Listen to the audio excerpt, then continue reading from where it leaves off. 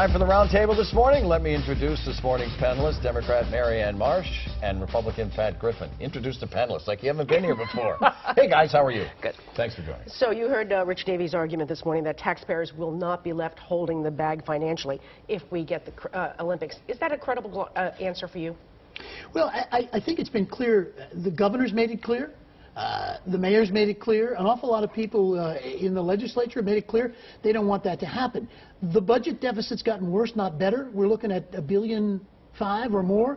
So it's very, very difficult to provide all this. I will say this. Many of the changes and things that need to be done to our infrastructure in Boston are going to have to be done with or without an Olympics. So the question becomes, is there a way to do this? I think you heard him talk. Rich talked about security.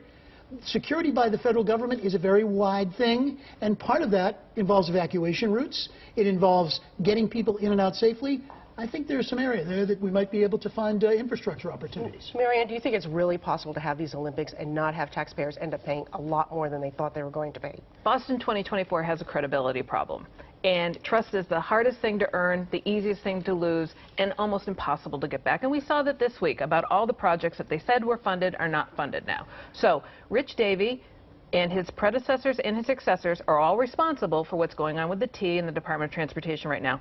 Rich is, as we saw today, a likable, knowledgeable guy. He is either going to be seen as part of the problem or part of the solution. And his job is going to have to be going out there and educating people, getting them to trust him in this project, and trust that they're not going to be on the hook for this money. A big, big lift. There's also a bill that's moving through Beacon Hill. We don't know if it's going to make it or not. It's going to hold everyone's feet to the fire. Do you think this bill's going to get through? Here's the question. 85 senators and representatives have filed this thing, and at the end of the day, the governor is going to have the final say on this as to whether or not this happens. There is concern. There's a need for transparency. I agree with you. This is a political campaign now.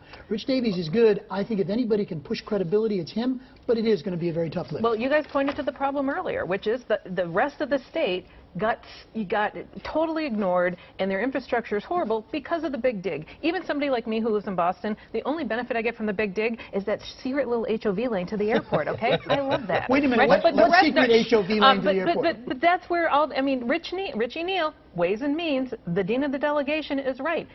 The rest of the state has to benefit from this, not just Boston and the Olympics. Let's talk about the T. Frank DiPaola takes over as the interim general manager of the T right now. Can he fix this mess?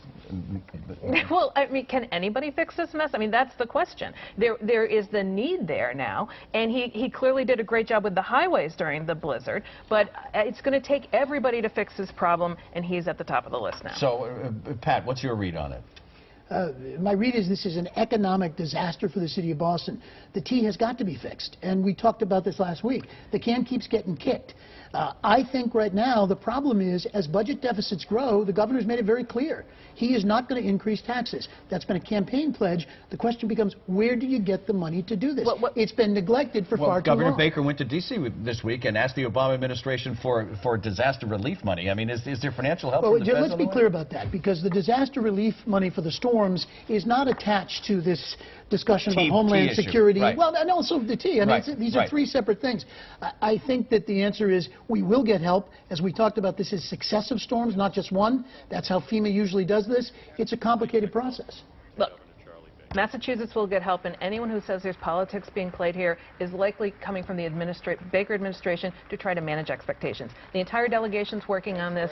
Everybody's working on this. Wait a minute. Wait a minute. Hold on, Patrick. What are you saying? Why would you say that? That the politics are coming from the Baker administration? Patrick, first of all, people are saying that there are politics being played with this I understand that. I get that. Right. That's not the case. You go back to what Steve Lynch said last week. There's policy and process. That's what's going on here, because not everything's going to qualify. Right, so that's the reality here. And so for anyone to say that politics is involved is wrong. The Obama administration, the congressional delegation, and everybody else wants to help Massachusetts and will help Massachusetts. But Marianne, with all due respect, you mentioned that if politics are at play here, it's coming from the Baker administration.